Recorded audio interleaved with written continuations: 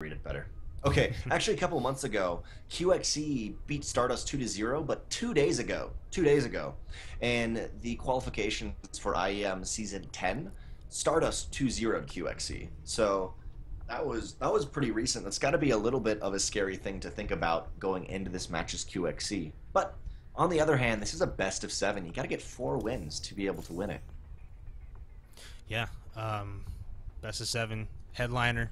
We saved the best for last, the bulk of the games for the best, and I think the cool thing too is we get to see hopefully a variety of strategies from both players as they try to adapt to each other over this long series. And you know, as you say, if they don't have a huge history of playing each other, then there is going to be, you know, quite a bit of a, I should say, a dating period, if you will, for the first couple games as they try to get a feel for their opponent. So we'll see what's up.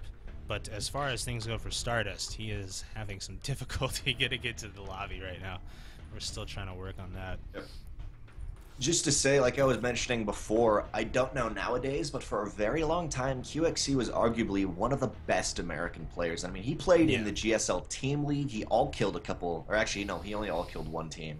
Can't remember what it was called, but he all-killed a team. I mean, QXE is a fantastic player. He even retired for a little while and then came back. And so it's interesting from his perspective. He's been training a lot, has really been trying to get into it. Then again, Stardust, very world-class player, has not stopped playing for a long time, but still, both these players, they're confident against each other. But we're going to be getting into a TVP on Coda in just a couple seconds.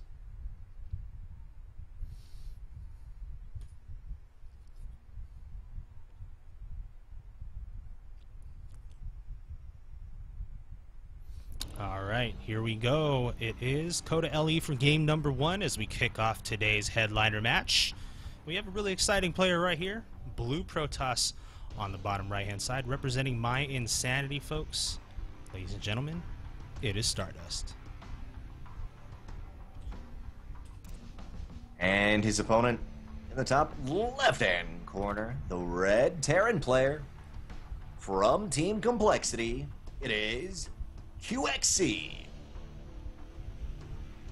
Now, to give a little bit of a shout out and at the same time provide more information on the game, Spawning Tools gave us some really cool information on builds from QXE. And did you read that? I won't throw you under the bus if you didn't. I just wanted to make sure, so. Oh, I'll let you do the honors, Drenna. Oh, okay, Spawning cool. Tool. Well, By the way, guys, if you don't know what Spawning Tool is, again, they're a partner of ours here for Team Gravity Fight Night, and they do an amazing job cataloging replays of pro players and then analyzing them, giving us a trend of how pro players play as far as their unit compositions, their strategies, and whatnot. And this is the wonderful information they provide us here on this matchup here. and I don't have the exact amount of I don't have the exact percents in my head, but I do know it was incredibly specific. But essentially, if QXE can get to the mid to late game, he has, I mean, I think it was like an 80 or 90% chance of winning.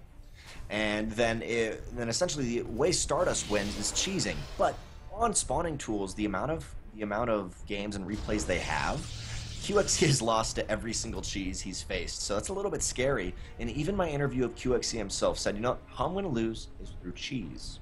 But we're going to have to see how that's going to pan out. The one also cool thing is 51% of the times in TVP, QXE Reaper Fast expands. So of all the builds, half the time he Reaper Fast expands, which is the meta, but still really cool little things as a caster and as a player. If you're facing QXE, you can say he's probably going to Reaper Fast expand. Yeah, I mean, it's, you know, you're as typical as it gets when it comes to, you know, opening for TVP. But of course, scouting is going to be critical here for QXE, as he does need to find out what his opponent's up to. But before he does that, he's just going to go and try to deny a natural expansion here with the engineering bay block. So Stardust is going to be greeted by that as he goes ahead and sees that this is in production. SCV going to be harassed, of course. In the meantime, we're going to see a second gas go down for Stardust. And yeah, like you said, Dranaka, Stardust does have a pretty big reputation for being quite the cheeser all-inner type of player. And it's just as well, because with this season's map pool, I really do feel like Terran has it a lot better than in recent seasons, as far as, you know, being able to take advantage of the way the maps are designed and whatnot. So if Stardust can really get in damage early on, if not outright win the game, then he's going to be a lot better for it. For now, though, he's going to have to try to deal with this Reaper as these probes are being microed back to avoid death. Stalker going to be able to chase off QXC's scouting Reaper. Yep, that Reaper did get into the main base, but won't spot this Stargate just going down now. And I really like this from Stardust. He sent his Stalker down into the natural, just made sure the engineering bay was still there, went back up, dealt with the Reaper. But now that QXC let that SCV almost finish it, only 3 seconds left, so they got very high health, and QXC is denying this natural very well. Now, QXC does play a little bit strangely, so this could really help him if he wants to be aggressive. But like I was saying, he likes to get himself into mid to late game. But I love this little harassment here. He's trying to get as much damage as he can, and that's always good. Generally, after the first Reaper goes in, sometimes Terran players are a little bit scared to go back in again, but he's not afraid to do that, and he's doing it quite well. He did not scout the Stargate, though, which is the important thing.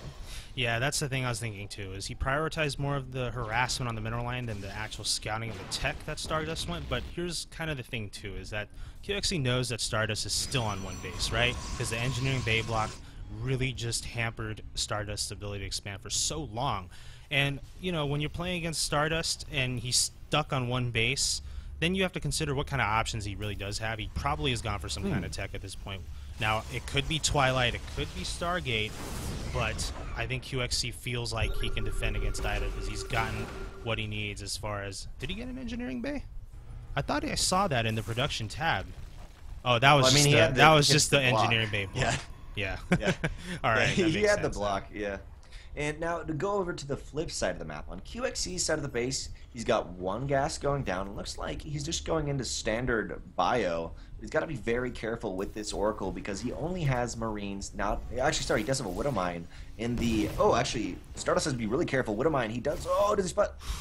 He did spot it. It was kind of like dancing. Like, I wasn't sure if he spotted it or not, or was just being super clever. We'll get 2 kills. At the same time, 3 Stalkers going for the natural base, but they will be met by a nice greeting from this bunker. Ooh, that Widow Mine at the front ramp. A little too dark, that ramp, for Stardust to see, I suppose, because usually that Widow Mine burrowed is a dark spot, but sometimes can be tricky to see on creep or whatnot. But yeah, got the best of that second Oracle, and QXC now is actually going to go ahead and counter with a Widow Mine drop, putting 2 in this medevac. Yep, and there's going to be no vision. Actually, as I say that, the Observer will pop out, and there's 2 Phoenixes. 1 Phoenix out on the field, 1 on the way. So Stardust actually may have a very good time defending this, possibly even killing it. I would just like to say I loved your point of if you're forcing your opponent to be on one base, what are their options? One base all in, one base aggression. That is a fantastic point for all the viewers to know when they're playing StarCraft. Nice defense of the Widow Mines, even without... Oh, well, there is a... I thought the Observer was probably in the main base or something, but it was here anyway. And the Phoenix, of course, lifted that off. Medevac is... Well, is it going to boost away? Well, it does run out, and these Phoenix catch up to it anyway. So I do think this Medevac is going to be a goner, but very nicely defensed by Stardust. Excellent job. QXC going to continue to transition here fully into bio right now. On to 3 racks. Looks like... Okay, I thought he was going to...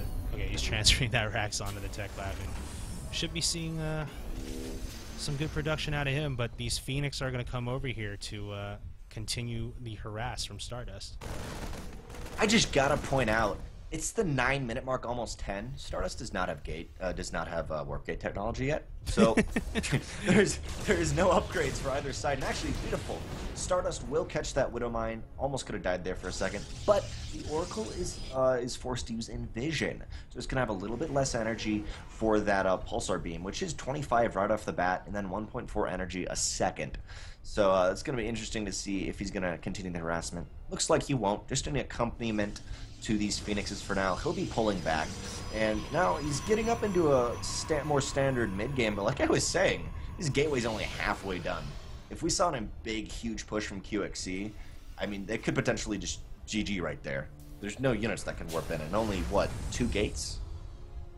Yeah, but yeah, that's always like so key to Stardust style is he keeps you scared, he keeps you in base, and QXC is yet to push out with this. He could soon, as you know, I would expect him to start making more medevacs. But yeah, if he's keeping his stuff at home, you know, worried about this small force of air units from Stardust, then Stardust is going to have the time he needs to get up his production. It looks like these gateways will be finishing soon as QXC just moves out now. Stim is actually slightly delayed for QXC as well, still not finished, and that's why he hasn't pushed out either, is he's waiting on that before he can time it so that it finishes as he gets to Stardust base. Stardust is now going to fly right over this army, keeps his army away, make sure he doesn't get killed, but he knows now that QXC is on his way. Yeah. One big thing to note, there's only one medevac with this army. 28 Marines, 6 Marauders. This is very scary. The Colossus is only a couple seconds away, but that Colossus does not have Colossus range. So this is a little bit dicey for both players. Do they want to poke in? Do they not want to? Third base just finished. No cancel is going to be available, and the Mothership Core is not quite going to be there to be able to photon overcharge. But one Marine does go in for the check, but that will give Stardust a couple extra seconds. QXC stems in, trying to focus it down, do as much damage as he can. Phoenix is working on this medevac. It will have to retreat. Third base is sniped. Medevac, no, medevac's going to go down. Actually, 2 more medevacs, though, caught out. The medevac is so low. Interestingly enough, I take everything back, and all 3 medevacs survive somehow. But those Phoenixes are going to head them off. That was a great snipe by QXC. I'm kind of surprised that Stardust didn't react faster, because he had this observer here the whole time, saw that the army of QXC kind of went left instead of forward, so he should have known that they were going to go head over to that. Oh, but these 2 medevacs right here will be sniped potentially by these Phoenix as they are going to unload now. Emergency drop here. But the medevacs do die, so that was a good pick off there from Stardust.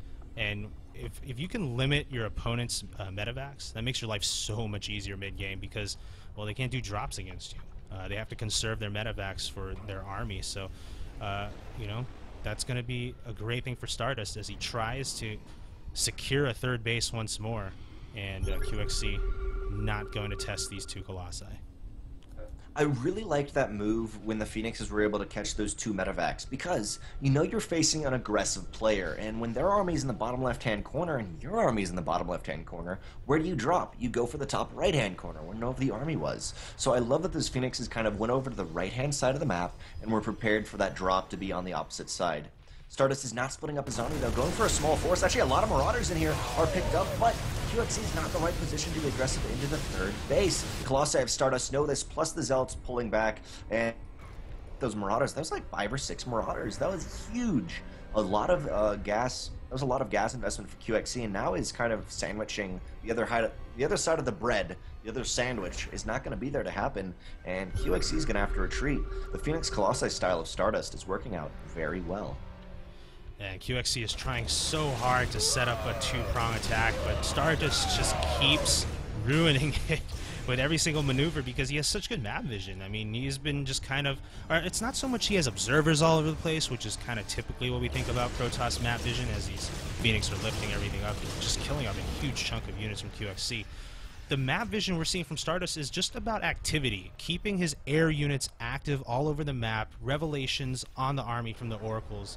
And really, because of that, Stardust is able to just kind of have the location on QXC and really make sure that these 2-prong attacks never occur. And now QXC is just going to bring everything together and go for one big push, I guess, later, because he's not trying it anymore.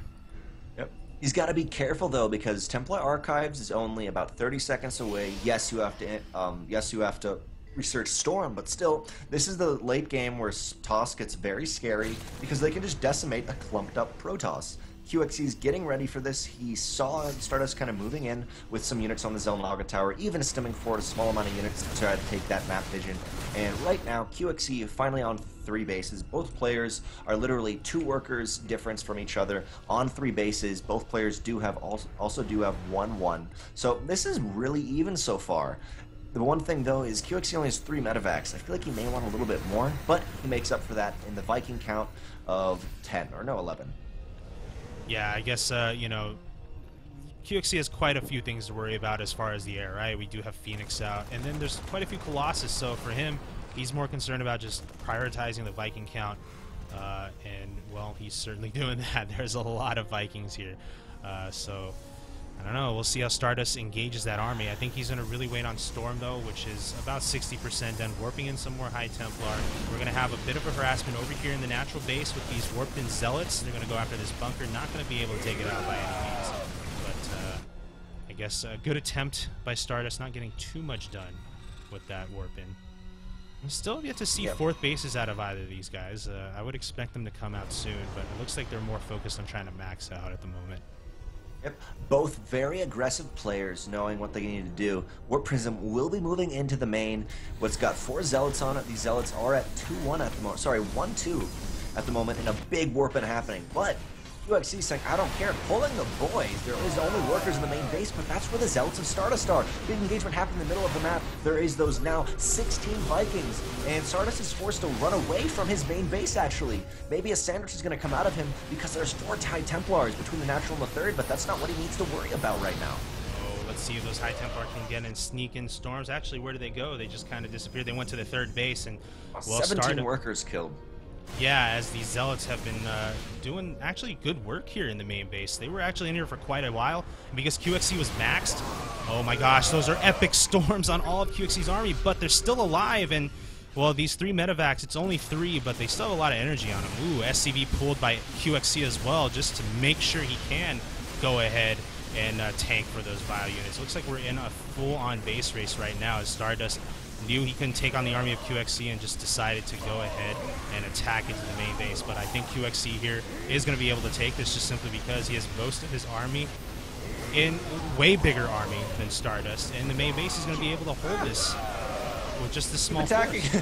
Yeah, QXC a couple times just stopped attacking. I was like, no. Yeah, I know. Really that was cool weird. Thing. That was really I was like, no, what are you doing? Well, one really cool thing with bringing the SCVs with QXC is because not all of them are dead. While all the probes of Stardust are in his bases, even though the main of QXC is going down, actually, he's only got 26 minerals. Maybe I want to take that back. He's got an orbital at his third base, but he's still got all the SCVs with him. He can maybe remax, but 36 workers have been killed. In the third base of Stardust, what do we got here?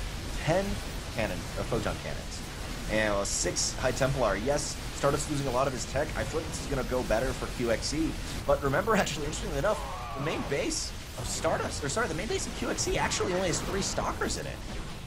Yeah, I mean, Stardust just kind of found his units in awkward places in the last 3 minutes. They're all split up, nothing was together, and the High Templar were on their own. Stardust was kind of losing units as he was retreating towards the right side.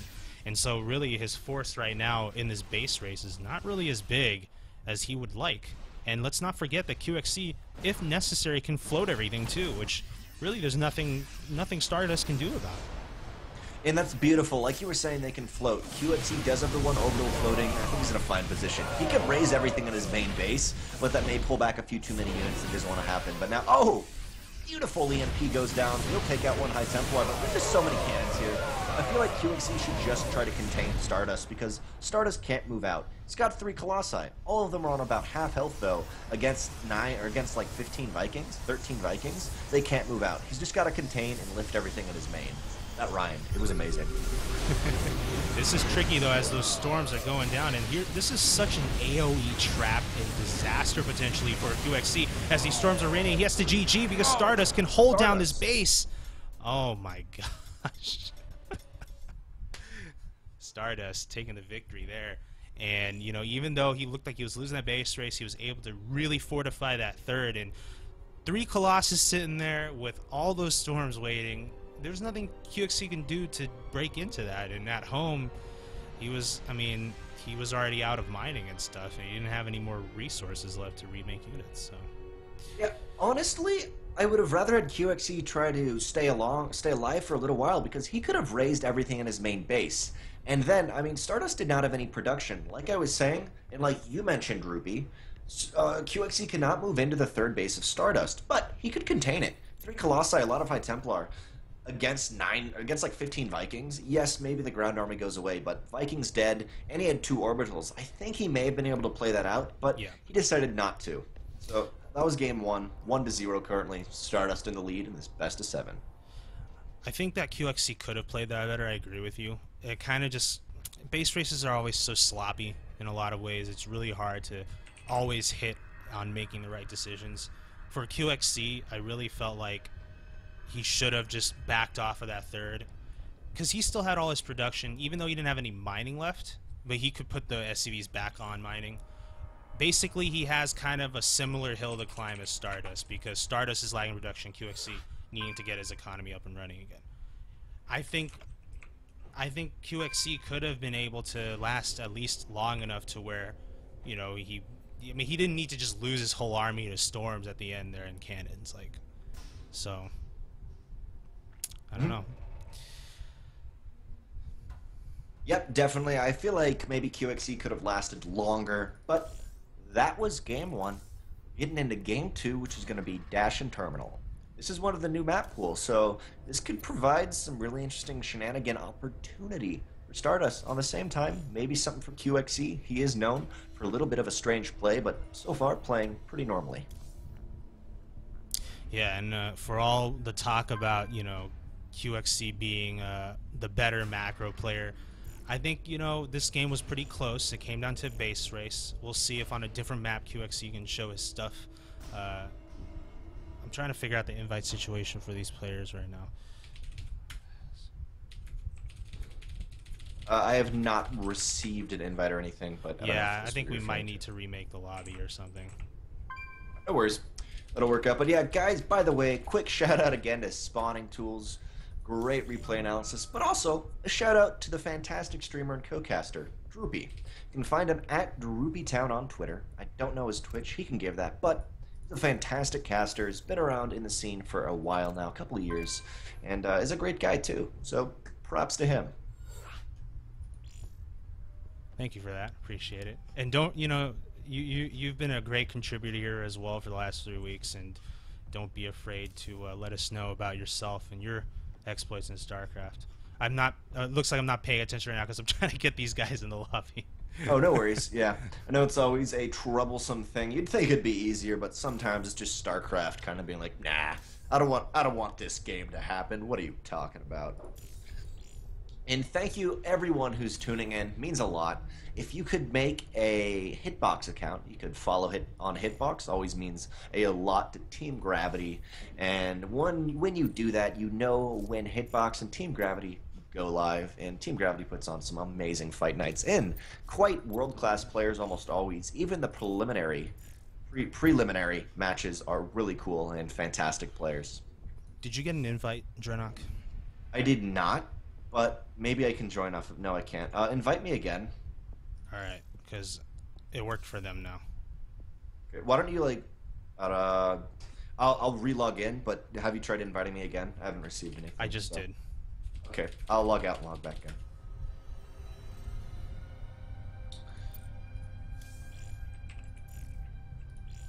How long have you been casting StarCraft for? I know a couple of years now, right? 2012. Oh, it's well crazy played. to even say it. That sounds crazy because it hasn't felt like it's been that long. Nice, yeah. I heard of you a couple times. I know I have. I've never seen you cast, but I definitely heard your name thrown around before. Seen your Twitter, seen the Droopy Town Twitter. Still no invite? No invite. I logged out. Oh, there it is. We got it. Right. Woo! We go. It's really slow today. Yeah, definitely. My internet's actually surprisingly came back really well. I'm incredibly happy about that, especially in this best of 7. Guys, it's currently 1-0 for Stardust, and this next map, Game 2, is going to be on Dash and Terminal. Alright, so it is a best of 7, and as we went over earlier, the winner does get $60, runner-up gets 20, and we're going to move right into game number 2. This is... So we talked about weird maps, right, for this season, Drenok. I think it's safe to say this is another one of those. I also just gotta say, I don't like the name purely because I feel like it should be Dashhound Terminal, like the dog, a Dashhound. I don't know. It just doesn't seem to make sense to me whenever I read it, and it's too long too. I don't know. It's a good map, but you could give the casters a little bit of a break here. Come on, guys. But without any further ado, Dashhound Terminal. Alright guys, so we do have here the Purple Terran player spawning on the middle top side of Dash and Terminal LE. He represents Complexity Gaming, and he is currently down 0-1, so can he tie it up here We'll find out. Ladies and gentlemen, it's QXC. And his opponent? It is the blue Protoss player, Stardust. Certainly up again. I gotta say, I feel like my favorite thing after casting, and then watching like ESL or something, is the casters are fantastic. They hardly ever make a single mistake, but when you make it as a caster yourself, you're like, oh yeah, I know that. Yep, I know that right there. Yeah, absolutely. And you know, it's always a challenge too to keep up with players of the caliber that we see on Fight Night, whether it's these two very talented players right here, or some of the guys we've had in the past for the Premier games. And yeah, these players are better than us, right? they're really good, and you have to be able to just sort of understand what they're doing, what they're thinking, right? And as a caster, it is always a learning experience. This is interesting from QXC. He is doing a Reaper fast expand, but actually went for a 14 refinery. So when that refinery's done, and the barracks is done, he's not going to quite be able to get out a Reaper right on time. But it's an interesting decision. I think it was maybe to force out, or just to be able to get out this one quick SCV, but I'm curious to see how he's going to actually utilize that slightly different build. Yeah, you know, I guess in his mind, his calculation is, well, I have to sacrifice an SCV to Sky here, so maybe I will just play a little more economically. And then the other thing, too, is that when it does, in fact, get that Reaper, it's not a super long distance for it to cover to get to scout Stardust. So he's thinking, that might just make up for it. And or he could just have been getting gas this late so he can get a reactor and not get a Reaper at all. Yeah, exactly. Yes, precisely. Not quite doing the Reaper. Yeah, of course. But he's going reactor. Now, okay, so you got kind of two things I feel like you could see here. Number one, could just be a straight up Marine push. But on the other hand, we have seen lately sometimes Hellion pushes that, and on this map, if a Protoss, actually, he will be engineering by blocking, but if the Protoss took a quick Nexus, there's two ways into that natural base, so Hellions potentially could get in quickly. We're not going to see that, though. It's going to be forcing out some earlier Marines, keeping one on his refiner to get gas up, and this is going to be a really aggressive play, and I think it may work out a little bit better because of this engineering bay block. Stardust is not going to quite have the economy, and it's going to be one base on one base for a while. To boot, QXC will be able to push off this mothership core, which I actually think was the reason for this. Oh yeah, and that is actually a very good observation because, well, it's such a short distance for the mothership core to fly across, and Stardust had to have been tempted, and looks like that was the right maneuver from QXC. And looks like he's adding on a second racks right now. I'm thinking he's going to move into 3 racks off of the early expansion just because he hasn't put his units back on gas yet, those SCVs. And then, you know, maybe he'll make a small little push just with some bio units. But for now, Stardust does clear up that natural. Not quite ready to expand. Oh, he cancels those 2 gateways. He might just be choosing to expand now. Yeah, that SCV, as we were saying, the natural base is 2 ways in. The SCV went around and was able to scout that. Stardust is having to do a different plan, but now his Nexus, his natural Nexus is going to be a little bit later. He's making the 2 gateways again, so maybe either way he was going to do it. But now the Reaper of QXC is coming over, and Stalkers are being pulled back into the main base, but no, he's not deciding not to send his Reaper up because the mothership core spotted it, so those Stalkers would probably have been ready. He's actually going to scout the natural base, I think. Yeah, he hasn't quite seen that the Nexus has been rebuilt, but he also should know, too, that when he got in here, did he see those 2 gateways in production? No, no. Before they were canceled is what I meant. So he basically he didn't see a lot of production. He didn't see the natural either. So QXC should know there's not much going on, and of course there's another scan as well on top of that to double confirm what's going on. So as far as QXC is concerned, he's just going to crank out all these bio units on 3 racks, and he might be making a push on that natural to at the very least force off a photon overcharge. Mothership core is back for Stardust though, just to stay annoying. Yeah, I love Stardust. He's like, you know what? I don't care. I don't want to be annoying. I want to be aggressive. My mothership core can do whatever it well pleases. Now, an important thing to notice from QXC is he's only on 1 gas. Yes, he's got an engineering bay, but this is almost completely indicative. This is a really heavy, it's going to be like probably a +1 Marine with Stim push out, and not even a Marauder mixed in. Okay, here's one Marauder now. But this is going to be super aggressive. Going into the natural base, two things to point out. Yes, a photon overcharge can go down, but there's two ways in. Actually, sorry, the Marines will catch these stalkers, but there's two ways into the natural, but there's also this block behind the main mineral line. So the Marines can kind of go around that wall, and the photon overcharge won't be able to see them unless the Mothership Core gives it high ground vision. So he could do some really kind of cheeky stuff with that. Yep, sounds about right. And, well, we're about to find out what kind of cheeky stuff there can be as QXC is going to walk his way over. Stalker notices, of course, it does run away in time. Photon overcharge goes off. QXC going to back off now as the Nexus cannon is doing its job. We do have now the factory finishing up here. Should be seeing a starport soon, as QXC will be, of course, looking to get medevacs at some point. Oracle out for Stardust, gets a couple kills, just Marines, though. The missile turret does cover the bulk of the mineral line. It is natural, though. Can't really say the same about that. Oh, and Oracle, Stim is still about 11 seconds away. Yeah. Now the Oracle's actually getting in some kills here and there now, where the turrets aren't. And pretty good work there. 6 kills in total. That's about 3 workers and a couple of Marines. Stardust now does have a robo and observer on top of QXC's production. He knows what's going on. He knows there's no starport yet, which is an interesting thing, because that pretty much tells him this is more aggression. Yes, he saw the original attack, but this scout in the main is just showing him even more. This is going to be really heavy aggression. That Oracle's still trying to get damage done. Gets an SCV working on some of these buildings, but now QXC's all his attention is going to be on this push. Mothership Core still has a photon overcharge and may actually have enough for a second photon overcharge by the time it's done, but QXC is looking for an angle. Ooh, that Oracle just flies in the wrong direction for a bit there, but does get away. QXC now making his second attempt on this Nexus. Sans medevac here. Is he going to commit, or is he going to back up because of the cannon? Looks like he's trying to kite these Zealots. Now he's going to go after those Stalkers, finishing off one of them. Now going to go after the mineral line. Stardust here in quite a bit of trouble because all he has is gateway units. There is no Colossus just yet, and he's not even making one, guys.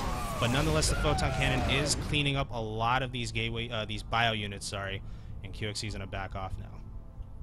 Yeah, QXC does not have any medevacs to supplement this Marine army to make it really a sustainable DPS to keep going. +1 just finished for QXC, but he's running with his tail between his legs home. 2 medevacs started, and now just to say with Stardust lost 9 workers in that, and he killed 6 workers. So it's currently actually 10 workers killed to 6. Oh, QXC barely gets into that bunker, but both players are kind of evened out economy-wise, even though that Oracle got some nice kills. Yeah, just staying active with that Oracle, because really that's why Stardust's Colossus is so delayed, right? Because he wanted to get out that Oracle and harass with it, so he had to, made it worth it. I think for the most part he kind of did, but nonetheless, his natural was very unprotected earlier. Now he's behind in workers because of it.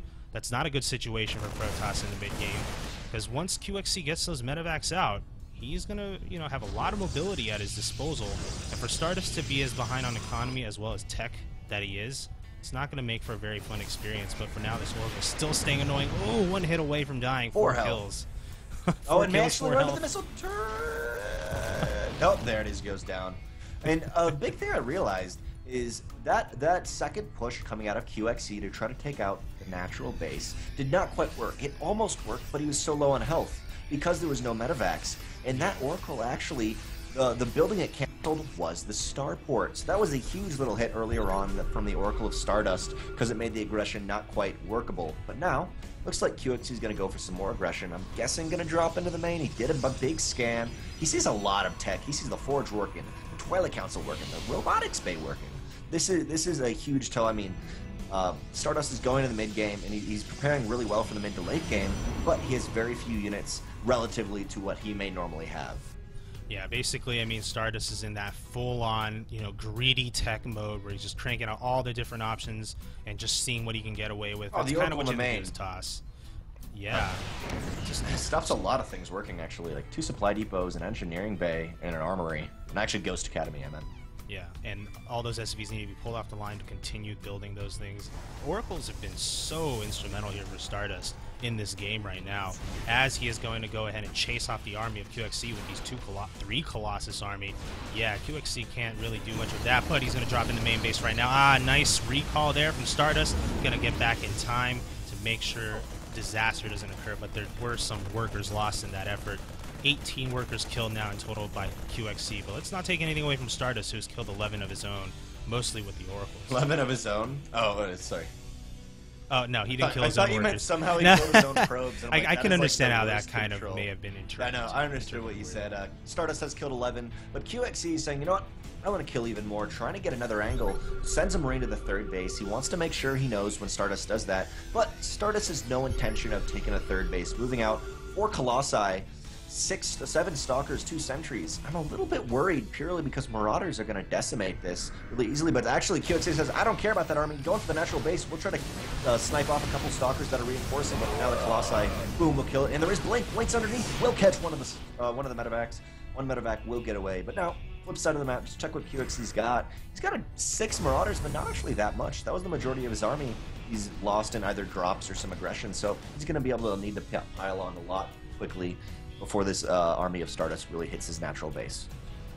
Now, one important thing to note here is QXC's on 3 base now. That's 3 orbitals. That's a much better economy than what Stardust has at the moment. Stardust still stuck on 2 base. Going to be mining out in the main very soon. This is kind of his big push here to even things up if at all possible, because if QXC holds here, there's really not much in the future in game number 2 for Stardust, but he's got a good thing going for him. 4 Colossus right now. Not a lot of Vikings here for QXC. He's pulling SCVs. He knows this is his way to hold this, but the force field's keeping the army away, Beautiful. which means, yeah, very nicely done, and QXC needs to back off for the moment. And that was an overall win for Stardust because he killed 13 SCVs on that. Only now does Stardust have his proxy pylon going down, but still, his army, you have the Colossi, then you have the meaty gateway units. You have the Stalkers, which counter the Vikings, the Zealots, which really are they're the meat of that army to be able to take the brunt of a lot of these Terran units. But he's missing that a little bit, so Stardust has to be very careful.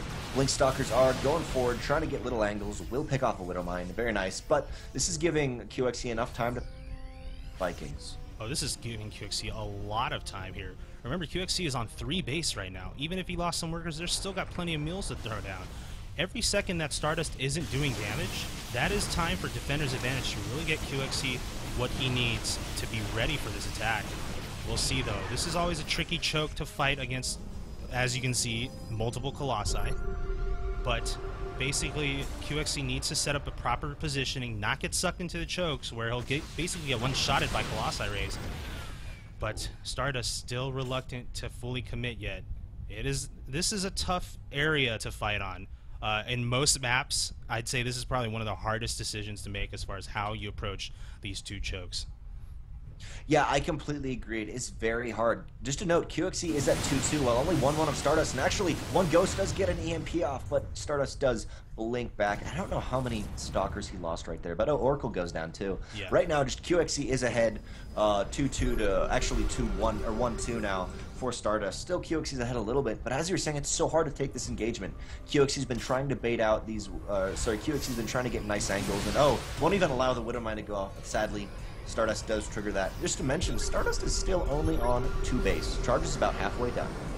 Oh yeah, this is 100% all in for Stardust. If QXC holds, he's going to win, but can he do it? That's the question. Force Field's keeping a lot of these bio units out of the action. Vikings, though, having a field day with the Colossus. There's only 3 left now. 2, 1.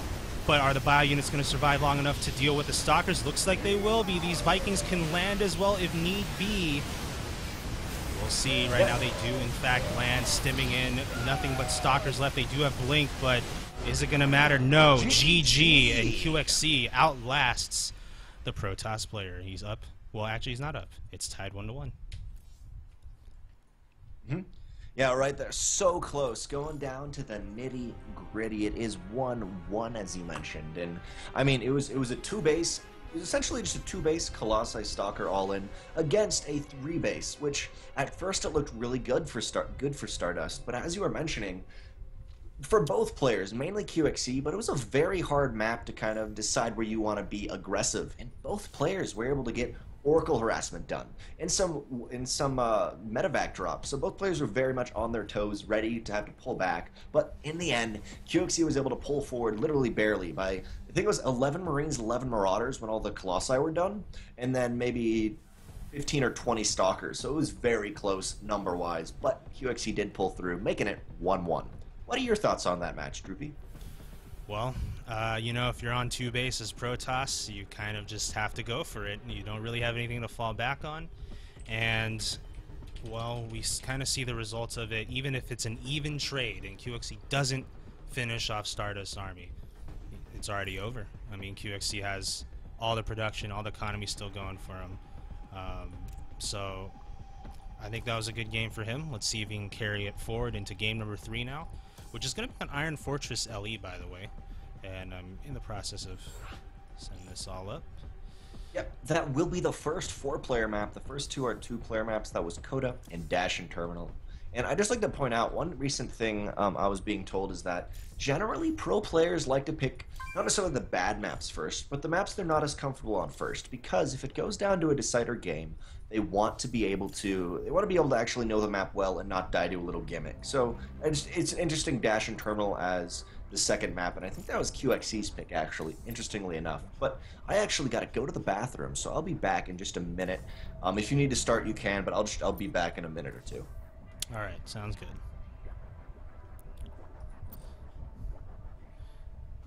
So yeah, Iron Fortress LE, another nice and big map. I think I will get started. I don't want to keep these players waiting any longer than they need to. We've had a few delays, to say the least, today, guys, and again, I want to apologize for earlier.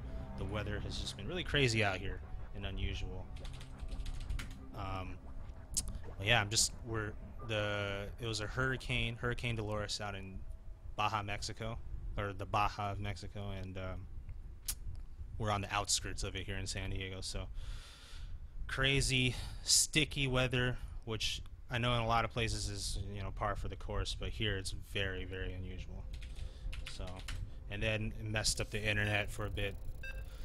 Luckily, things have been stable right now. Just gonna knock on some wood there, and but yeah, we're gonna move into game 3. This is gonna decide, you know, who's gonna have that lead again.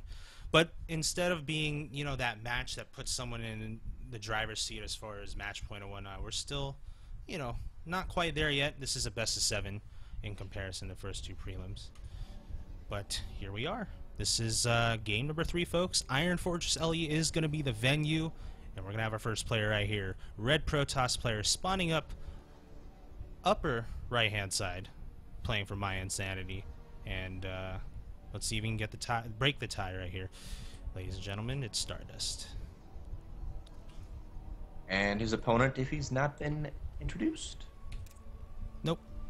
Okay, in the bottom left-hand corner of Iron Fortress, the Zerg favored map, as you see the symbol in the middle. From Team Complexity, it is QXC. Every once in a while, I'll come back after like just having to walk off for a second. I'll come back and there'll be the introduction. Like, well, I hope he didn't introduce the first guy, or it just looks weird. Nah, you had perfect timing there, and you know. The thing about this Zerg symbol in the center of the map, I think that's really racist. Could you imagine like a real life, like, I don't know, like a real life store or something that just said like a certain race only, right? That's what I see this as. I guess you're right. Yeah, these map makers, man, and it's even like a defensive position. You got I guess you got line of sight blockers on the right and left hand side, but crazy. Going down for QXC in the bottom left-hand corner. Spawning tools was right now, was correct now. Reaper fast expanding, and that I think it was like 51% of all his games he Reaper fast expanded. That probably is incorrect, but I'm just gonna actually find it. You know, I think it's safe to say that for the grand majority of pro Terran players, I think the percentage of them opening Reaper fast expand is the same. It is just that good of an opener when you consider the balance between, you know, getting your economy up, but as well as getting in scouting and harassment. Because the beautiful thing about that Reaper open is it's not just about you getting quick scouting or even attacking workers. It's forcing your opponent to, you know, kind of play a little more cautiously in a lot of ways, that they can't get too out and crazy and not even make a single unit to open the game or something, so they can get out more, you know, tech or something, right? Like, they have to get that mothership or they have to get that stalker out. So really, we're seeing that happen for QXC right now. Stardust gonna go right ahead and get that cyber before expanding. It's gonna be a mothership core expand for him, and There it is, Nexus down. It is cross spawns, and Stardust has not actually scattered his opponent, so it's a little bit iffy to do this. But like I mentioned, it is cross spawns, and QXE he can cheese, but he likes his macro game. So I think this is a completely acceptable thing for Stardust to do. And he's going to almost match 1-for-1. I think it may have been a CC first. No, I don't think it was quite a CC first for QXC. But now the Reaper is heading into the main base of Stardust. Mothership Core should be able to box it out for a little while, but it will get in and get a nice full scout off. Just seeing a normal Protoss base at the 4.5-minute mark. Yeah, of course he's wanting to see tech too, but it's not quite that time yet. It's only 4:42, but it will be soon, as Stardust does have now the gas needed. It's going to be a Twilight, but of course not to QXC's knowledge. QXC in the meantime moving into 3 racks once more, not going for a Widowmine drop. He's going to just maybe go with the same kind of style he did last game, and it worked pretty well for him. I mean, he did kill off a lot of probes in his second attempt with the bio units. Of course, I'm sure he'd like to get the Medivacs out a little sooner, but that, I guess, kind of will depend on what kind of harassment Stardust does, and if Stardust will just force out more units from QXC at the expense of tech. Yeah, and Stardust actually, for his aggression, is choosing Twilight Council. I'm going to go with Blink here. Yep, Blink's starting right there. So this, the starport should be able to get on around a normal time. Still no factory for QXE, so it's not going to be here for a while. But it's not the Oracle, which basically Stardust can selectively stop certain things. Reaper of QXE actually in the main base doesn't quite get it, but QXE's like, you know what? I knew the Stalkers were very specifically trying to stop it. He goes for the scan, spots the Twilight Council, probably would have done the scan anyways. But now he knows the Twilight Council is there, knows Blink is on the way, and is deciding, you know what, you invested into that, you're going to be going Stalker. Stalkers are not so good versus this quick Marine push, especially with concussive shells and Marauders mixed in. Let's see how QXE and Stardust kind of deal with this. Yeah, QXC now knowing that it is very likely Blink, he is going to actually go on the offensive here before that can really come into play, as he's starting to rally his units across the map. And, you know, when you open 3 racks, you do kind of have that that option at your disposal. So we'll see QXC try to utilize it. In the meantime, for Stardust, he's going to have Photon Overcharge available so long as he doesn't throw the Mothership Core away, which can happen. He's getting on Robo as well, so that is going to be on his mind here as he wants to transition, but he's going to have to deal with this first. Photon Overcharge activated. Stalker's no doubt going to come down to help. Yeah, just to note, Stardust had not scouted him before this and went double forge, so economy here. We'll get, I don't even know if we got a couple kills. Get 7 kills there. Very nice, but will have to pull back. He's not able to keep up that aggression to be able to snipe the natural base. But like I said, Stardust doesn't even know where his opponent is. Scout at the top left-hand corner, I presume, saw some of these units retreating. But now the big thing is Stardust has been able to get the chance to get this 1-1 up. I would have preferred a scan from QXC into like the natural base or somewhere. And obviously it's a little bit lucky, but if he would have scouted those 2 forges, he'd have said, okay, I'm going to amass a little bit bigger of an army and hit when you're getting those upgrades. 200 gas is not in Stalkers, is not in Sentries, and it might have been a little bit more powerful. But for now, Stardust is actually moving out. Blink is done, but only 5 Stalkers, so I don't think much is going to happen here. QXC's got units in the high ground and a bunker on the low ground. Yeah, the sooner QXC can crank out those Medivacs and make a push, the better, because obviously Stardust right now is playing very aggressively as far as getting out his tech. He opened with Blink, right, which generally is supposed to put your tech behind, but no, he's actually double upgrading on Forge and getting Colossus already. So really, if QXC lets him get away with this, then Stardust is going to have a very, very nice army in a few minutes. So really, time is of the essence, as it usually is in this game of StarCraft. Yeah, especially in PvT, both players trying to hit very critical timings. Now, the Blink was pretty quick, and I feel like he did sacrifice just purely the number of Stalkers he has. He only has 5 Stalkers, and the only reason he's really been able to survive this is because he did kill, QXE did, I don't want to say suicide because he got some workers killed, but he lost his very early aggression into the natural base, and if he would have waited maybe a minute or 2, I think he could have hit a lot stronger. But because of that, Stardust has been allowed to stay alive for a while with like 5 Stalkers, a couple Sentries, and 1 Colossi. Now though, QXE's deciding to move out and actually may even catch these Stalkers. Stim is done. Yeah, and right now, just Stardust, you know, using those Stalkers just to do a little small contain and then sort of know when QXC is moving out. And well, with him running away, he knows that QXC is pushing out to the center of the map. Still have yet to see medevacs right here at the moment. First two are out. They're boosted to meet with this army. This is going to be the push here that QXC is going to make at 11 minutes. Bio, Stim, medevac. But Stardust has the two crucial Colossus needed to hold this push. Looks like QXC scanned the main base to see what was in there. But of course the army is outside. And we'll see, but I don't imagine QXC trying to just push right into this. Stardust is kind of running a far ways away, though, with this army. Here we go. Sentry does try to get a Guardian Shield, but instantly is taken down. But the entire army of QXC is actually slaughtered right there. Stardust has 1-1. And surprisingly enough, for a second there, I was going to say, oh, the Colossi are going to get sniped. They're in a bad position. But all that did was literally a perfect concave. And now Stardust blinks forward, catches that medevac. This is literally like, that was his entire army gone. And there's a warp in. There's even a pylon on the right-hand side for Stardust. This is going to have to be a clutch hold. Yeah, this is going to have to be the clutchest hold ever, especially because Stardust now is 1-1. And how many Stalkers does he have out here? 18 Stalkers with Link. Well, one thing QXC did do well was he took out one Colossus, obviously at a huge expense. Right now, he's in these bunkers right now trying to repair as much as he can. SCVs need to be pulled. Yeah, he can hold here. I mean, he's going to have defender's advantage. He can repair those bunkers. He's got Vikings out to deal with the one Colossus. But yes, no question about losing his army over there at the top. Wasn't really necessary. Didn't really get enough done considering what he expended. But for now, he's able to kind of just hunker down in here. One crucial thing to note is he doesn't have a third, hasn't started his third base yet. Obviously not in the greatest position to do it. But Stardust, on the other hand, is starting at third base. And if QXC continues to get contained here by this army, he's going to be behind in the economy. You don't want him.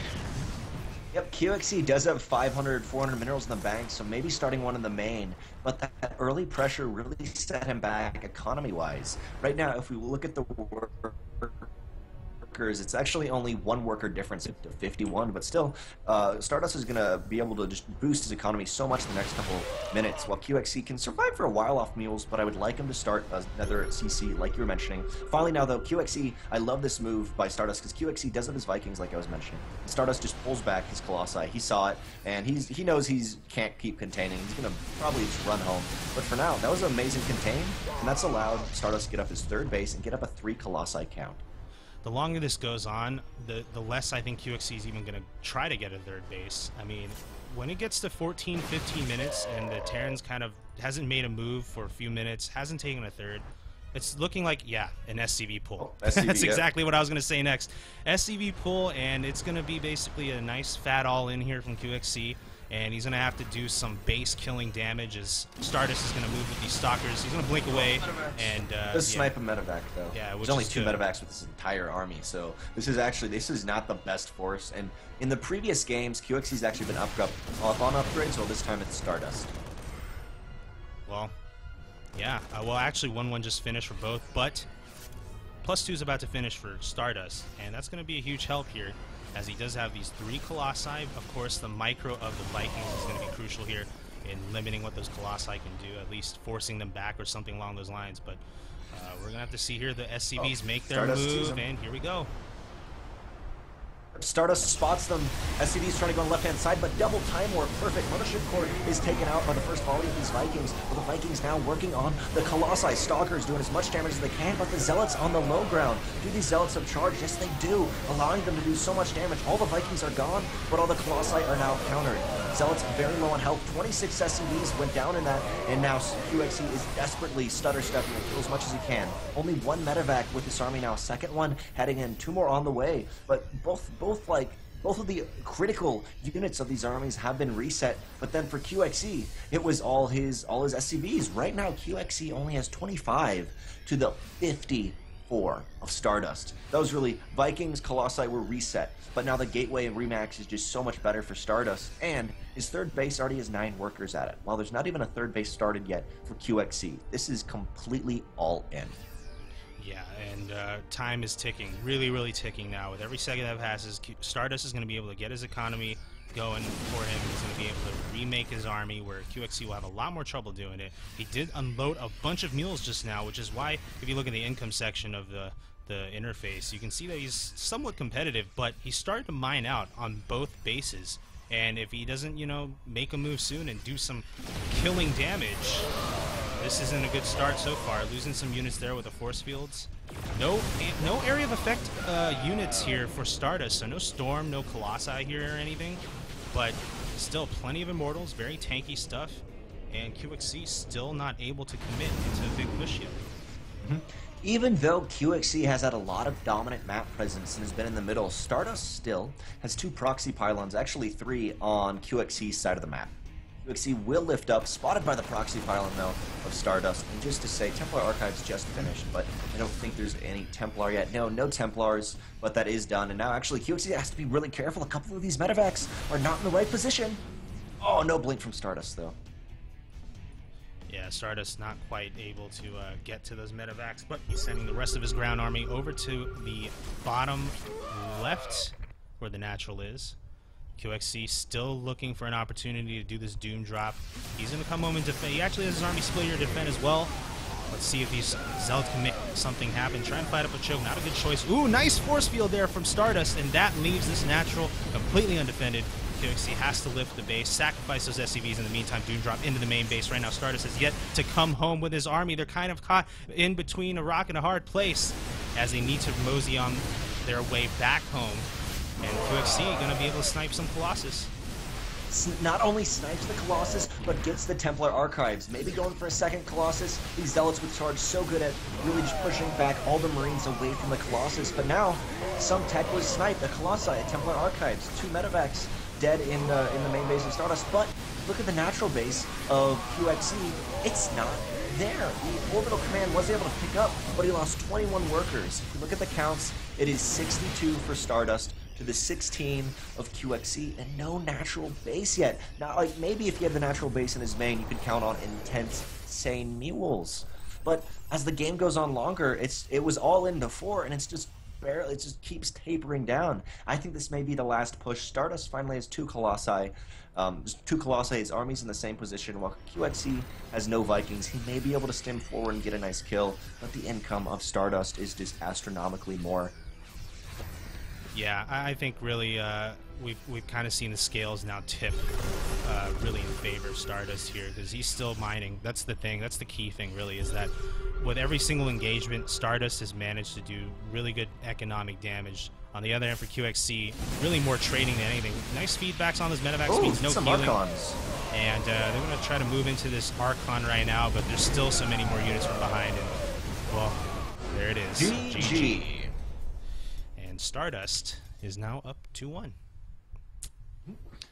One really quick thing to note before that game ended is Stardust had pylons at the 3rd and 4th base positions of QXC, and then in those last minute or two, he actually sent Zealots to the bottom right and the top left-hand corner. So even Stardust was like, wow, you've survived for a while.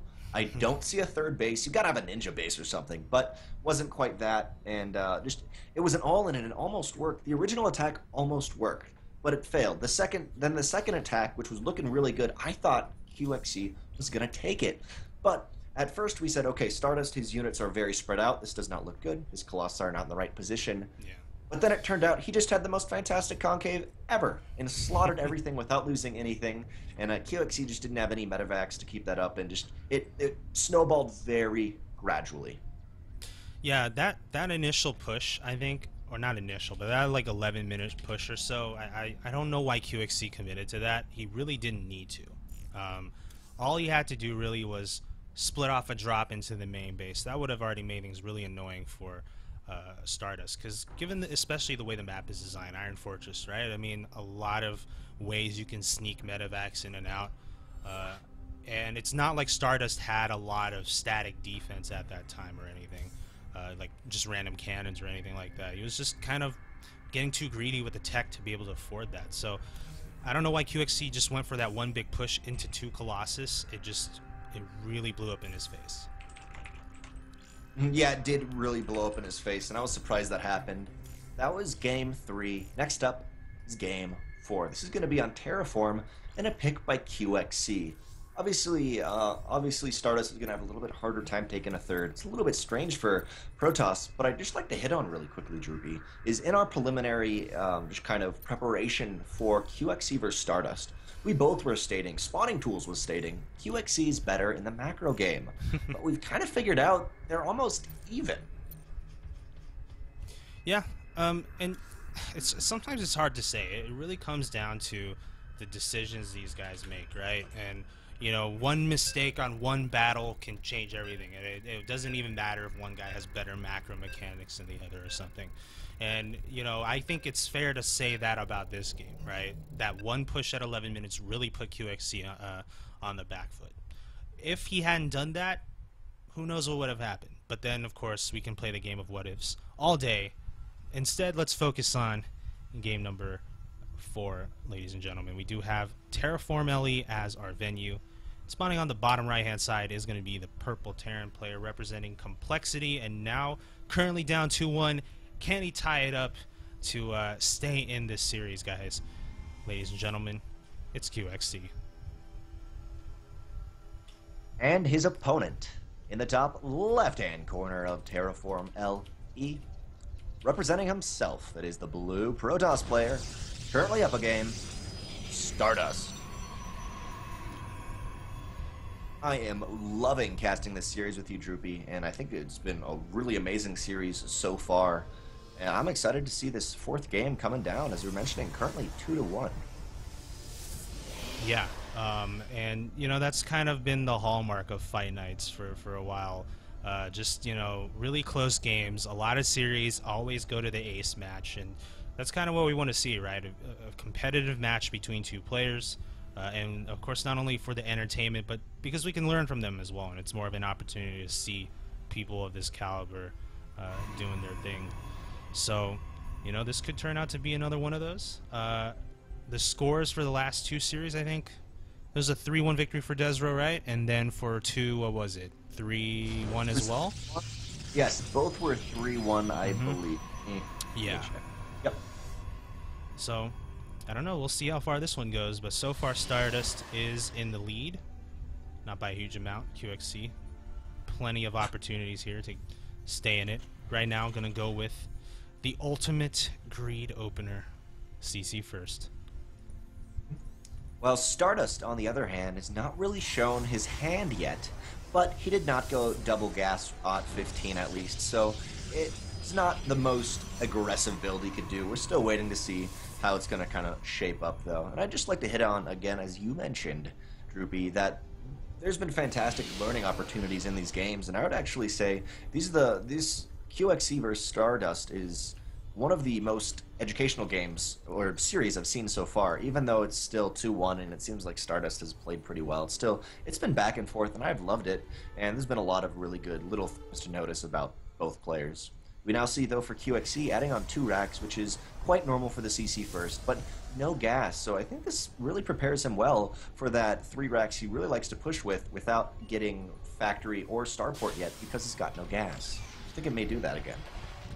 Yeah, opening that CC first, you do delay a bit of your tech, and you can't really get the refineries too soon, so we're going to see just a lot of Marines coming out for QXC, for starters. As far as what Stardust is going to do, he's right now adding on that second gas, not getting tech just yet because he did go ahead and expand himself, so QXC confirming all of that with the SCV scout. Now Stardust hasn't seen his opponent, hasn't made an attempt to scout yet, but sometimes as Protoss, if you see that SCV come at the time that it did here for QXC, you can even just kind of make interpretations off of that as far as what your opponent might be doing. Yeah, definitely. It's a great, I want to say almost science of when does your opponent scout you. You can generally tell a lot of things. Now, yes, it is a little bit iffy, but especially in like PvP and the mirror matchup, there's a lot of things you can learn. Sadly, TV2 got scanned, but still, there is a lot. Stardust being very careful, going into his 3rd base to make sure nothing's there. And does he see the SCV? He barely does, but it's for like a second, like less than a second. Paying attention, yeah. Yeah, that's the thing. You normally assume the Korean pro gamers see it, but that was literally like less than a second. So I'll say no. Yeah, especially the probe is just chilling out here on the bottom left. Interesting. He is leaving it there, so I don't know if he's got something planned for it. But QXC is going to go back now with the SCV and scout further. Mothership Core looking to deny it. SCV is going to back off. Yeah, the SCV will have to back off. Very low in health. The Stalker's deciding not to get it. The probe of Stardust, however, is not backing off and looking like maybe he's going to do a proxy pylon somewhere on this bottom part of the map. He's hovering really close to the edge, so maybe just dodging some units. One thing I'd like to point out about this map that you don't often see is when you see rushes, it goes straight to the middle, because it's the quickest, obviously. But, like, in ZVT, in anything versus Zerg, for example, the Overlords go down the middle. So if you're doing a rush, why not go up the top way, or the bottom kind of circular way, because then your opponent won't spot it. I've never seen it, because obviously your attack does hit later, but I think that may be cool. For now, though, Stardust just getting up his proxy pylon, and QXC, he's got his bunker up, got Marines in the main, he's prepared for an Oracle, prepared for just about anything. Stalker all in, he's good. Yeah, I'll tell you this, too. QXC is also wary about proxy pylons. The funny part, though, is he's sending the Marine up top, where there isn't the proxy pylon, and not the bottom. But he's about to face some pressure here in the form of these Stalkers from Stardust. 6, in fact. No tech, no blink or anything like that. These are just your OG Stalkers, standard as heck. 3 gateways just for Stardust, so not a huge all-in or anything, but it is going to be some nice pressure. Let's see if he can get some damage done. There's a bunker here with just 2 Marines. Going to be a third very soon joining them, but some repair may be necessary. Yep, SCVs are being pulled to help it, but it's not quite going to happen, actually. These are not quite 6 anymore. 9 Stalkers, Marines, Marauders being pulled from the main base. There's the 1 missile turret after QXC scanned the main base of Stardust that he put up, but that'll even go down. There is an observer out, and that's actually just right on top of QXC. He knows he's got to be careful. That 1 hero Marine, even though it scouted the top part of the map, when it came down, it saw Stardust Stalkers. He was barely able to get Marines in there. It still did lose the bunker and that missile turret, now being remade. Hopefully he'll be able to kill this observer, and that's really the you almost always are like, I know it's right there, but I can't kill it yet. And it's kind of annoying, definitely, when it's literally just on top of your tech. But for now, I love that Stardust he's staying aggressive. Even is going to get rid of these rocks, so it's not quite as a direct push. It's not quite as direct as the pushes of QXC have been when it's just been mainly Marine Marauder. Yeah, Stardust just trying to stay active with his units again. This is kind of like a return to Game 1, where, you know, his map vision kind of came in the form of... Actually, was it Game 1 on Coda? Yeah, it was. Yes. And he just kind of had his units everywhere. It was air, mostly, that game, but just kind of having them moving around, always keeping an eye on where QXC is or isn't.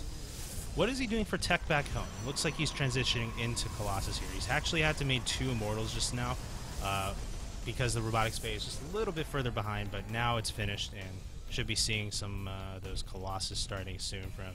On the other hand, for QXC, he might be looking to make a push soon. He's got the medevacs coming right now. Stim is finished. He's going to go ahead and just push through these rocks and go ahead and make that timing push, in which Stardust will have, I would believe, 1 Colossus ready to help defend. Yeah, he should have one. Yeah, he should have 1 Colossus, and like I was mentioning, those Marines were like hugging up against the wall and then going around until QXC realized the rocks were not there. So that actually bought Stardust about 10 to 15 more seconds to be able to defend. Like I was saying, it was a really nice move from Stardust, but in fact, QXC says, you know what? Not going to worry about it. I don't think I can take it. He's actually adding on 3 bunkers. He scouted the natural base, and I think what happened is Stardust forced out a lot of units to defend what he thought was coming, but then QXC scanned it and was like, whoa, whoa, whoa, whoa. You got way too much here. He doesn't know that if there's blink, though, or not. Neither extended thermal lane. So I think this may have been a little bit of a misread from QXC, actually. Well, whether or not it's because of what he saw, it is going to be an all-in from Stardust. We got 4 gateways going down in the main base. That is a choice he is making instead of taking a 3rd base. So he is going to actually be making a big push himself. So, you know, could these bunkers be a little premature, perhaps? But I have a strong feeling they're going to be coming in handy at some point. Now, could QXC still attempt to at least try a drop or something at this point instead of completely running and hiding in a shell? Yeah, I guess you could say that, but I think he's just... he really is expecting this to come at some point, so we'll see. Yep. Yeah, he's completely ready, and unlike previous games, he's got a decent medevac count to be able to heal these units. And the one thing I'm a little bit worried about, though, is actually, as I say that, I see his CC. He's got the 2nd CC, or sorry, check that, the 3rd CC on its way. So this game, he will be able to play out that macro game. Psystorm is now starting for Stardust. Still got about 100 seconds away, But interestingly enough, I feel like both players think the other player is going to push in. Like QXE spots the proxy and pull back, as we were mentioning before, and Stardust is doing an all-in, but he's staying back. I feel like they're both a little bit worried about a quick push, especially with Stardust. I mean, he's got how many stalkers in his main base? He's got 10 stalkers holding on, and that's mainly because Stardust does have the observer on top of QXE's armies. They both think they're going to go for really big aggression, and so they both hold back almost. Well, I don't know. If you're Stardust and you got this observer, he's seen there's a third base being made. That's something that he himself is doing. Now he's going to take the third base. Yeah, I mean, it's almost like both players were kind of considering going for the all-in. I think Stardust may be seeing all these bunkers, kind of feel like, okay, maybe this is probably not something we should do. Maybe not the best idea to do. So, when there's like 20 Widow Mines and you don't have an observer and you're like, yeah, never mind. Yeah, so I mean, with that, Stardust does take the late third in choosing to switch up his strategy. And you know, the other thing too is, like, as far as the way things have gone for the last few minutes, like, even if Stardust may have delayed his economy by, you know, going for an all-in style build, he didn't suffer any damage from QXE. QXE isn't dropping right now. He never made his 10 to 11 minute push with Metavax.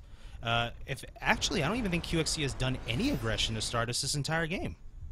Right? No, you are completely correct. The only aggression came out of Stardust with the 6 to 7 stalker push, but now QXE does spot these stalkers. Stalkers bring forward, take out the medevac, and the Marines are going to get gunned down. They will take a couple of stalkers with them to the grave. And that lack of aggression has allowed QXE to get up a nice Viking count, but oh, he actually loses 2 Vikings, maybe a third, does lose a third. Careless micro there from QXE on those Vikings. Yeah, beautiful move from Stardust, and I feel like he was just saving up for that big mid-game, it's almost the late game now, push, but still, I don't know if that was the best idea. QXE is good with little aggression here and there, but that's not how this game has gone. He's allowed Stardust to get that third base up. But remember, there's no probes at Stardust's third base yet. There is, however, 8 High Templars with Storm. Yeah, and that's going to be very hard for QXE to deal with without Ghost pushing up this choke. Although, to his benefit, Stardust did back up a little bit. He's baiting out the storms. One storm goes down, doesn't hit the mark, but QXE knows he's got a lot to contend with here, and really, he definitely should have done some drops earlier. He definitely needs to consider doing them now, because making one big push is not going to be easy to work with right now. There's quite a few targets here for Stardust. Main base kind of open and waiting to be dropped. Natural could use a little bit of pressure too. But QXE is actually going to back off and go home for now as he tries to secure his third base, get that running. I don't like that QXE sent his Vikings home first, because the army of Stardust is lacking a lot of stalkers. Actually, the Marauders of QXE push forward. But the way this map is, there's just a lot of places where you can't jump over defend. There's lots of cliffs. So I would really have liked all those Vikings to be kind of meandering around in the bottom part of the map, because they can easily, as long as he's paying attention, snipe these Colossi. And there's only 2. Once those are gone, it's down to the High Templars. And with decent splits and with the macro of QXE now being on a third base, that could work. Sadly, though, none of that happened. Now QXE is defending his third base, while Stardust is kind of posturing to go for an attack in the main or the natural. He's getting his proxies ready, but he has to be so careful because of these Colossi. I mean, he does not now have the Stalkers, but still only 2 Colossi versus how many? 12 Vikings. Yeah, that's the question you have to ask too, is like, how is Stardust, he was on 2 base for the longest time, how did he get out Storm and High Templar with only 2 base economy? Well, it's because he has only 2 Colossi. That's kind of the sacrifice he's made. But these High Templar are loaded with energy, though. Zealot actually attacked. Yeah, into the natural right now. These bunkers are, 2 of them are empty, 1 is full, but the Zealots move right past it. Ooh, these Ghosts, if these Zealots don't, they don't go right after them. The thing about Ghosts is they're surprisingly resilient. They're armored, and even the Zealots couldn't take them out, I don't think, actually, now that I think about it. This is a triple-pronged attack for Stardust. Yeah, actually only double now, sadly. Come on, Stardust. Should have made that amazing. Zealots in the third base will go after this bunker, sadly. Are they going to get any kills of SCVs? Only 2, not so many. But now the big armies in the middle are posturing for an attack. Like I was saying, the Vikings can kind of sit on top of these cliffs here and maybe get some kills, but for now they're being very careful. QXE has allowed Stardust to get up to a 4 Colossi count. And not only that, is he's going to go for a drop in the main, that is Stardust. And what's there to defend? 2 missile turrets, but I think this War Prism can squeeze between them. You know, one thing that QXC has allowed Stardust to do too is just have an observer on his army the whole game. I've never seen QXC scan and kill an observer this entire series, and that's really been a huge benefit for Stardust. These Zealots, by the way, are proving to be very annoying, as QXC is Max doesn't have producing units back home to go and rally to kill those. Oh my gosh, he's about to get stormed. He's eating storms right now. Ooh. Storms. One Ghost attempts to sacrifice himself for a High Templar, but only gets one. Finally, like you were saying, the Observer's gone, but now, right now, in the main base, actually, 2 Zealots did a little bit of damage there. Will take out both the missile turrets, providing more opportunity in the future for drops, but at the 3rd base, QXC taking a decent amount of damage. Bunker almost doesn't go down. The bunker does not go down, but the state and grace of QXC is none of these Zealot drops have actually got the damage done into the SCVs. All the attention of Stardust has been on his main army. But for now, Stardust has actually taken a 4th base. Just to look at the income, Stardust is only ahead by 14 workers, and it's kind of evened out with mules, but still, Stardust has had a surprising amount of time to get up a force, and now actually has 6 Colossi and a decent amount of Stalkers. I like that SCV over at the 3rd base of QXC. It's like trapped between the buildings, it can't get out. The base, that's probably the biggest thing here, is that even though QXC lost a lot of units, he did take out 2 bases, which is pretty critical. But is he going to try to defend this? Because his units now are in the middle of the map. Looks like this is going to be a base trade, even though there's the bunkers. Actually, it's not going to be a base trade. Zealot's on the 3rd base while this goes down, but bunkers being focused down, allowing QXC to get a little bit of time. Goes through a dangerous choke point, but no storms are on it. And now, actually, I think that was all the storms. There's only one storm left. Let's see how QXC does this. Guardian Shield goes up, 2 Archons in the front, 2 get taken down. High Templars morphing into Archons, a blink back, Colossi goes down, and Vikings actually landing. There's still a lot of Zealots in the natural base, but QXC's actually defended this. He's got to be careful to allow these Zealots to do anything, but off the back of this, what is Stardust on 5 bases to the 3, almost 4 of QXC. QXC does have a gold mining base now, but still, QXC's desperately kiting against a lot of Zealots. How many Zealots are there? 15. GG! Enough to make it a 3-1 now for Stardust. Very well played. I thought QXC, I not necessarily was going to win, but I thought QXC was going to push that last fight back. But, as you mentioned, Droopy, it is 3-1, Stardust in the lead, playing quite well, but this has been back and forth. One little thing I'd like to point out about that last game is there was only a total of, like, 14 workers killed that entire game, so there was a ton of aggression by Stardust, like a ton of Zealot warp-ins, but they all just went for the aggressive buildings, the bunkers, the missile turrets, because Stardust was really paying attention to his main army, and that allowed him to snipe a lot of little things from QXC in many engagements. Yeah, and I think it sucks to be in that position as Terran, where mid-game, where you're supposed to actually be doing, you know, all your aggression and really just driving Protoss nuts with attacks going on all kinds of bases. He had to play scared the whole time. He really thought Stardust was all inning, and he was. And then Stardust was like, well, you're not attacking me right now. I can just get whatever tech I want and take a 3rd. And he did. And then by the time QXC realized it was kind of too late for him to really easily do anything about it. I mean, he did trade all right, but... the stream says, or the chat says stream is down. Is it? I don't know. Yeah, I only look at the chat. My internet's at red right now. I mean, my OBS is at red right now. Are you recording this locally? No. Okay, now it's green again. Oh, okay. Hopefully we'll be back. By the way, it's been amazing casting with you. I think this is one of my best casts I've done. Likewise. No, this actually is, considering this is our first time, it's actually gone pretty well. I know. I'm really excited to cast with you again because it's gone well, but I also just I often mess up my words a lot, and so it hasn't quite happened as much on this. But yeah, it's been a pleasure to cast with you, Droopy. I presume the stream is back. I will say it's back now. But guys, head over to Droopy Town on Twitter to follow him. Fantastic caster, has been in the scene, has gone once around, and is a great, wonderful guy. Also, if you can, please follow us on Hitbox, that is Team Gravity, to see more of these Team Gravity fight nights, because there's one almost every week, and they're fantastic. But without further ado, we're going on to Game 5 on Cactus Valley. Yeah, sorry if there were some issues with the stream, guys. The rain stopped, but I don't know. I did see in my streaming program that the stream stopped working for a bit, but it seems to be okay now. So we're going to move on into game number 5 here. And the score right now is 3-1, not in the lead of this player right here. So we're looking at the purple Terran spawning on the upper left-hand side here of Cactus Valley LE, and representing Complexity Gaming. This is his last chance. He needs to basically win 3 in a row now, because this is match point, folks. So we do have here QXC. Yeah, I'd love to see a couple more games in this series, but the man who does not want to see a couple more games in the top right-hand corner, it is the red Protoss player, currently up 2 games, 1 away from winning $60. It is the one, the only, Stardust! Aw, yeah. And this time, unlike Iron Fortress, this is horizontal spawn position, so maybe we're going to see some more aggression, something.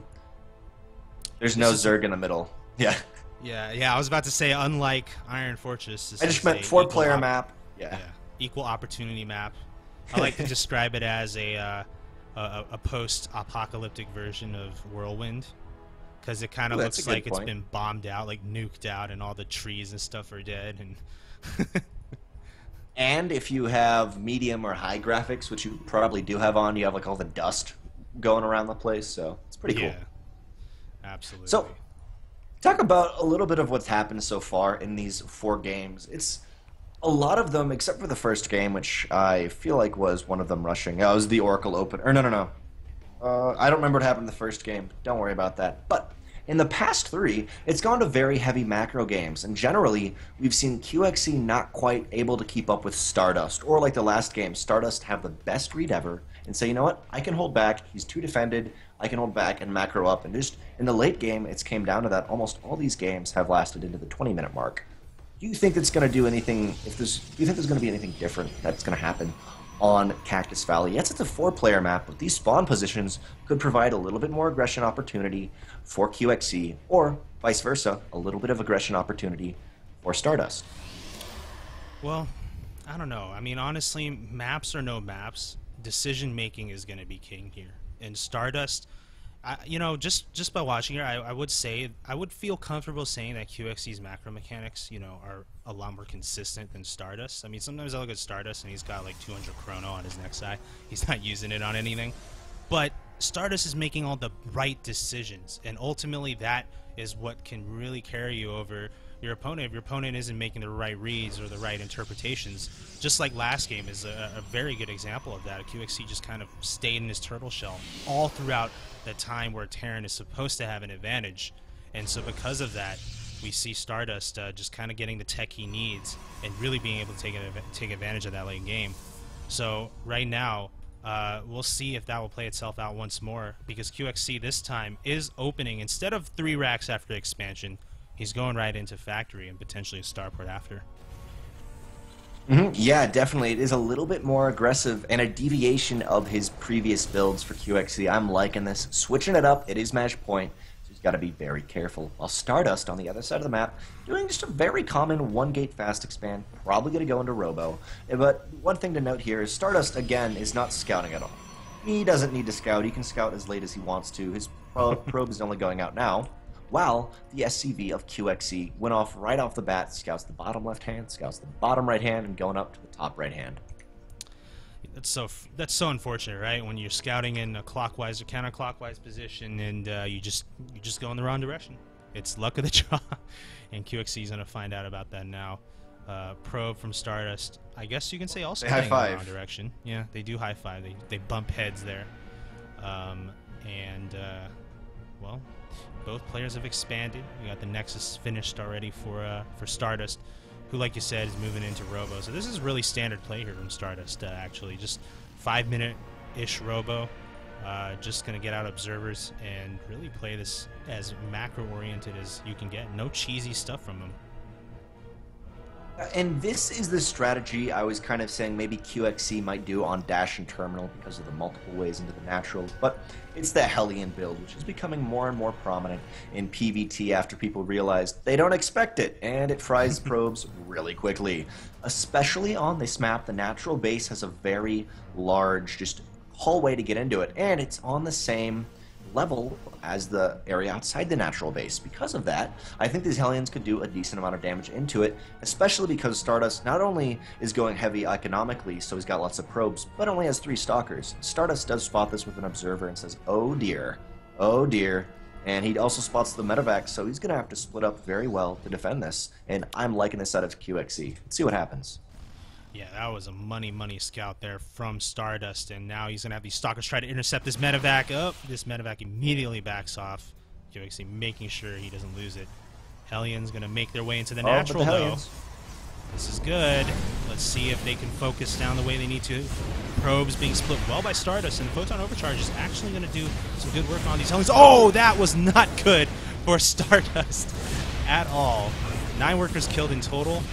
Can he get one more? Yes, he does. 10, and that was worth it. Hellion in the main. Yeah. Oh, come on, Hellion. Oh, could have got a couple more kills. 11 kills out of that. And I just like to applaud QXE for how calm he was, because you run in with the Hellions, Photon Overcharge goes off. You're really worried. Yeah, that's scary, because you know you only have a couple seconds to make stuff work. But he very strategically focused down in lines those probes. And through that was able to actually get 10 kills, which I applaud him for.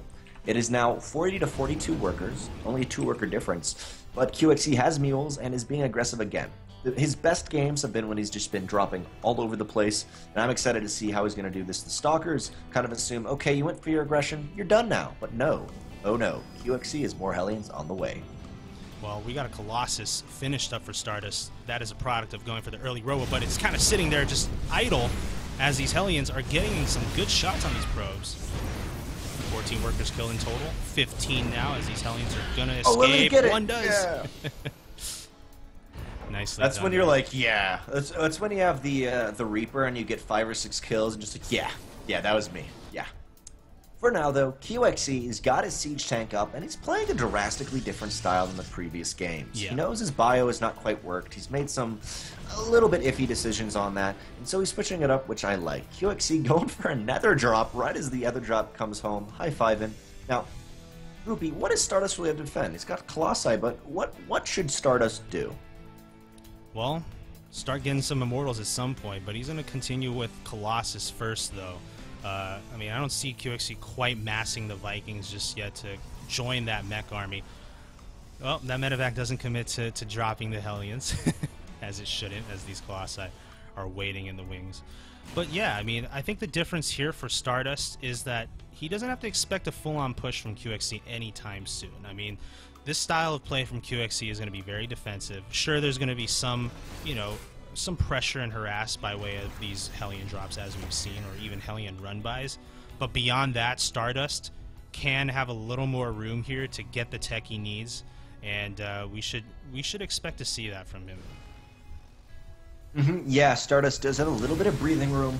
Third base is under literal fire by QXE's Hellions, and there's only 4 Stalkers. Yes, 4 Stalkers can kill these 4 Hellions. They're low on health, but still, there's actually not that much for Stardust. This is a little bit of, I don't want to say Euro play, but it's the Protoss play where you hope your opponent is not going to be super aggressive, and Stardust has scouted that QXE's not going to be aggressive with Marines, and that's really allowing him to get up a nice Colossi count. But he's still got to be very careful about not letting too many probes die.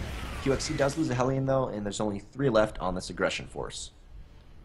Ooh, there was a Hellbat dropped in the main base, but these probes were pulled away in time to limit the damage. So QXE's still trying to stay aggressive with Hellions and whatnot, but looks like Stardust is having a better job handling them now, has even pulled ahead in the worker count. Another drop being attempted by QXE. This is almost the most aggression we've seen from him in several games now. And this one I'm going to get too much done either. Colossi are just everywhere where they need to be. Oh, but the main base, still, yeah, I mean, well microed by Stardust, keeping the probes alive for the most part. Let's take a look at how many workers are killed. 25, actually. It's kind of added up. We'll 25? But they're only 5 probes different, actually. Yeah, Stardust is still in the lead, but that's the really big thing. His army has been lacking because he's had to make 25 more probes here. Yeah. And so that's been pretty intense. Stardust has to be very careful because QXE is now moving out, scans himself, sees no observer, but still Stardust has to be so careful. Guys, just He only has 4 Stalkers, 4 Colossi, 2 Sentries, and an Immortal. That could easily just get run over. Isn't that something? He scanned himself to see if there was an observer. That's also something we have not seen a lot here from QXC this afternoon or evening.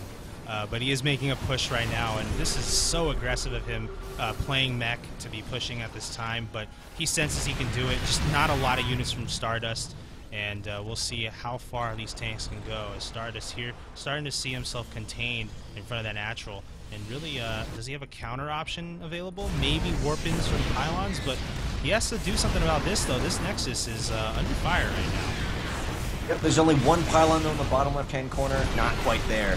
Siege tanks siege up close to the Nexus, are able to gun it down. Missile turrets coming up for QXC, and he's getting ready. Now, a big thing to remember is there's 4 Colossi kind of stranded at this 3rd base. A couple Stalkers and Immortal, but still, there's not that meat shield of the ground. But now, actually, Stardust is moving in. He's hoping, he's wishing that he can get a surround, but not quite going to happen. The Vikings doing a lot of damage. Hellbat's moving in. Will they focus down that Immortal? Maybe they'll get it, but also Zealots to the right-hand side. This is actually going very well for Stardust. QXC's getting pushed back, but now the reinforcements coming in. A couple more siege tanks. This is the beauty of the siege tank lines. Yes, you kill the ones at the front, but while you're doing that, you get shelled from behind. Now there's only 2 Colossi left, an Immortal, a couple Stalkers. I don't think QXC can push in, but at the same time, he does have a nice chokehold on Stardust. He's got to be so careful, though, because of the Blink Stalkers. He does, and you know, for Stardust to have saved that natural, that's pretty darn impressive for him.